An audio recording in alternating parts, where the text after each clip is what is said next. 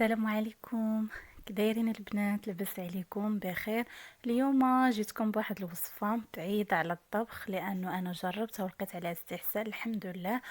وهي هاد الوصفه خاصه بالكحه. اول حاجه غناخذ زريعه الكتان الهاديه، غناخذوها غنطحنوها كيف ما كتشوفوا معايا. انا طحنتها، يعني ممكن طحني غير شويه، مش بالضروره انك طحني كل شيء.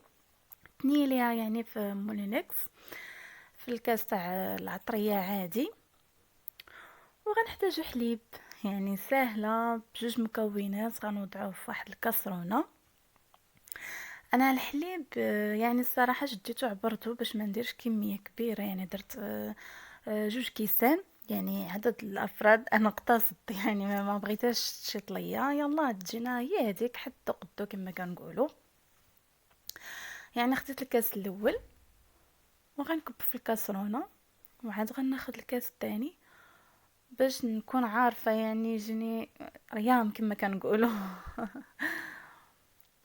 يعني هاد الوصفه الصراحه لقيت عليها استحسان، جربتها المره الاولى وصبحت الحمد لله بخير، وهذه المره الثانيه البنات اللي غادي نستعمل هاد الوصفه وقلت والله تنبارطاجيها معكم، شاركها مع خواتاتي.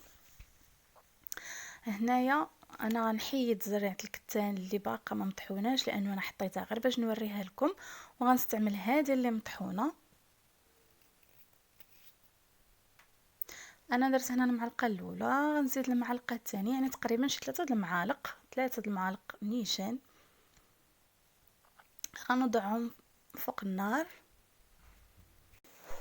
هنا غنشعل البوطه، غنحط الكاسرونه ديالي على البوطه على العافيه، وغنخليها طلع عليها الغليه. وحنا كنعرفوا يعني ضروري من الدواء تاع الفرماسيان وكذلك دواء العرب، يعني وزرع الكتان غنية عن التعريف، يعني كذا لها عدة منافع.